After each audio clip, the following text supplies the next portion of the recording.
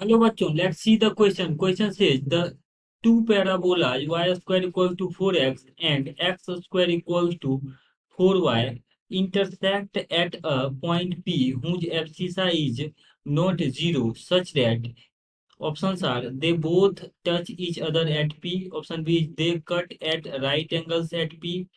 Option C is the tangent to each curve at P makes complementary angles with the x-axis, and option D is none of these. So, key concept for this question is our key concept is two curves are two curves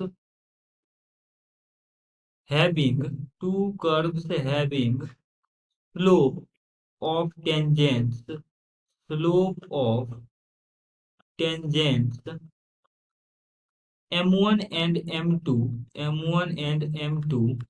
are perpendicular to each other if m1 multiplied by m2 is equal to -1। ये हमारे पास condition होता है, दो curve के slope का product अगर -1 है तो दोनों कर्व आपस में परपेंडिकुलर माने जाते हैं। अब देखिए यहाँ पर जो कर्व है वाई स्क्वायर, ये 4x है।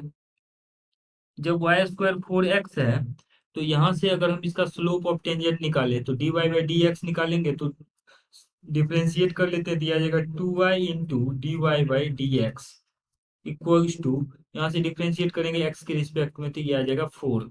सो यहाँ से d y by d x ये आ रहा है 4/2y, डेट इज 2/y, और ये हमारे पास स्लोप ऑफ कर्व 1 है जो कि Y square equal to 4x है। इसको हम इक्वेशन फर्स्ट मान लेते हैं, जो कि यहाँ पे slope of tangent of the curve y square equal to 4x का वैल्यू m1 है और m1 2/y है।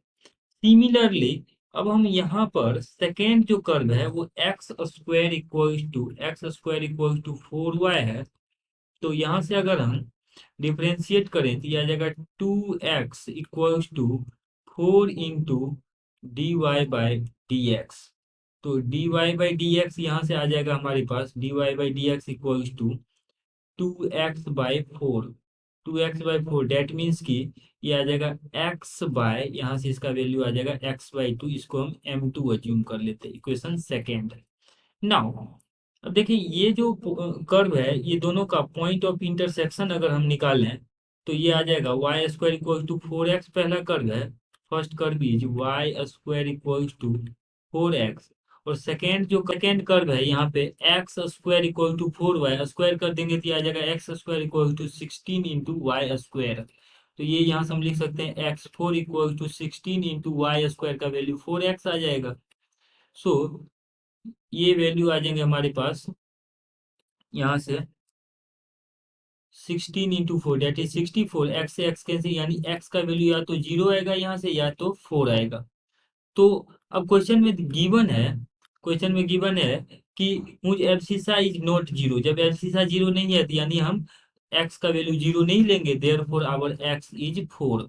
जब एक्स का वैल्यू 4 रखेंगे यहाँ पे इस इक्वेशन में, तो x का वैल्यू 4 रखेंगे तो y का वैल्यू हमारे पास आ जाएगा, so our y will be also 4। तो पॉइंट ऑफ इंटरसेक्शन आ रहा है 4,4।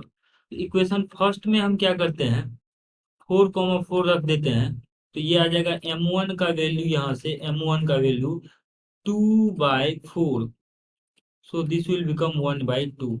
तो ये 1/2 आ रहा है पहले कर्व का स्लोप। दूसरे कर्व का स्लोप अगर हम देखें तो ये आ जाएगा m2 का वैल्यू आ जाएगा m2 इज, यहाँ 4 रखेंगे तो सिंपली आ जाएगा m2 इज 2 है। अब देखिए m1 प्लस m2 अगर हम निकालेंगे तो m1 बेसिकली, अगर हम m1 क्या होता है, एक्स एक्सिस के साथ अगर ये एंगल बना रहा होगा वो टेंजेंट, तो वो एंगल होता है टेन अल्फा वन, मान लेते हैं, लेट अज्यूम कि ये अल्फा वन एंगल बना रहा है एक्स एक्सिस के साथ, ये tan alpha one plus tan alpha two, ऐसा। तो देखिए 10 अल्फा 1 प्लस 10 अल्फा 2 ये एंगल बना रहा है, तो यहाँ से एंगल हमारे पास कितना आ जाएगा, अगर सिंपली अल्फा 1 निकालना चाहे तो ये आ जाएगा टेन इनवर्स 2, और अल्फा 2 निकल जाएगा टेन इनवर्स 1/2। तो दैट मीन्स कि इन एंगल्स का सम हम देखें, देयरफॉर अल्फा 1 प्लस अल्फा 2, ये टेन इनवर्स ½ + 2, ये एक तरह से लिखा हुआ है tan inverse 2 plus cot−2, that means कि इसका वैल्यू π/2 होता है। यानी इन एंगल्स का जो सम है अल्फा 1 प्लस अल्फा 2 हमने अज्यूम किया है, इनके टेंजेंट जो एक्स एक्सिस के साथ एंगल बनाते हैं, उसका एंगल अल्फा 1 प्लस अल्फा 2 है, तो उन दोनों का सम π/2 आ रहा है।